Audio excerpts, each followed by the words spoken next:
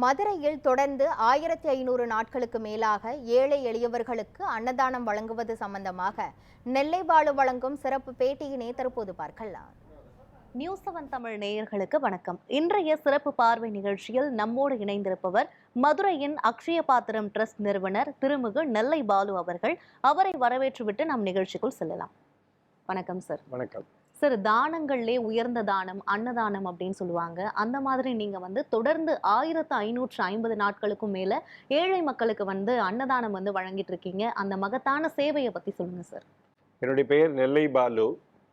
நான் மதுரையில் கொரோனா காலகட்டத்தில் 2வது அலையின் போது நாமே ரொம்ப சிரமப்பட்டு கொண்டிருக்கிற போது ரோட்டோரத்தில் இருக்கிற வறியவர்கள், மனநலம் பாதிக்கப்பட்டவர்கள், மருத்துவமனையில் உள்ளவர்கள் உணவுக்காக கஷ்டப்படுவார்களே நினைத்து அப்போதைய மதுரை மாவட்ட ஆட்சித்தலைவர், மதுரை மாவட்ட போலீஸ் கமிஷனத்திலே சொல்லி மதுரை முழுக்க நான் சுற்றி பார்த்தேன். ஒரு 10 கிலோமீட்டர் பார்த்த பொழுது நிறைய பேர்கள் உணவில்லாமல் பட்டினியால் தவித்து கொண்டிருப்பதை பார்த்தேன். அப்பொழுது ஏதாவது ஒரு அமைப்பு தொடங்க வேண்டும் என்று ஆசைப்பட்டு, ஏனென்றால் பாரதி கூட தனி ஒருவனுக்கு உணவில்லை எனில் ஜெகத்தினை அழித்திடுவோம் என்று சொன்னான்.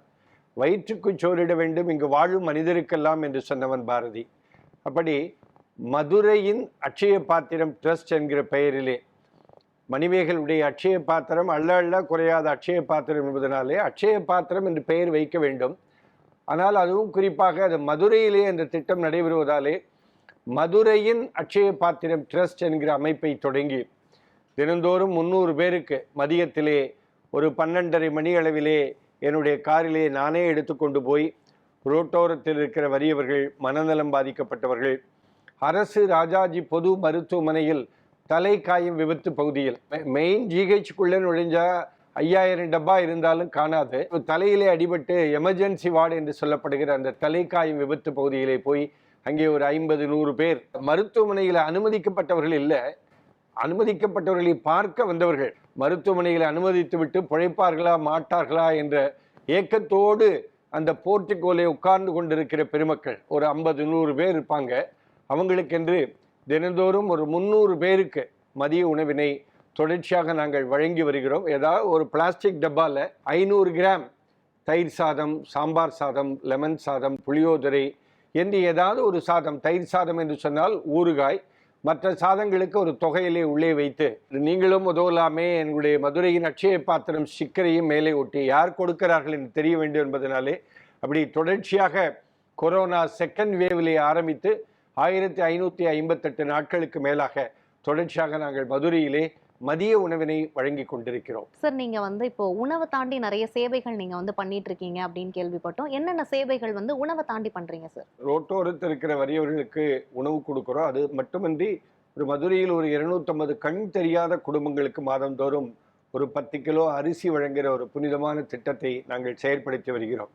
அதனால் இந்த உலகத்தில் உண்மையும் உழைப்பும் இருந்தால் யார் வேணாலும் அதற்கு உதவுவதற்கு தயாராக இருப்பார்கள். நம்ம வெளியிலே நண்பர்கள் வட்டத்தில் வாங்கித்தான் இதை கொடுக்கிறோம். இதை பார்த்து கொண்டிருக்கிற பெருமக்கள், ஏனென்றால் ஒரு திட்டத்தை செயல்படுத்துவது என்பது ஒரு தாயினுடைய பிரசவ வேதனை விட ரொம்ப கஷ்டமானது. வழியே இல்லாதவர்களுக்கு யார் வேண்டுமானாலும் உதவலாம்.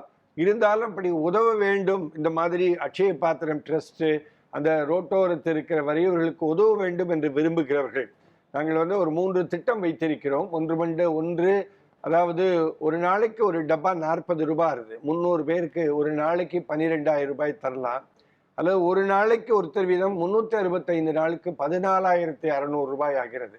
நீங்கள் ஒருத்தருக்கு 14,600 ரூபாய் கொடுத்துட்டா அவங்க சார்பாக டெய்லி ஒருத்தருக்கு உணவு கொடுக்குற ஒரு வாய்ப்பை அவர்களுக்கு உருவாக்கி தர முடியும். அதுவும் இல்லையா, ஒரு நாளைக்கு ஒருத்தருக்காவது கொடுங்க, 40 ரூபாய் கொடுங்க என்று கேட்கிறோம்.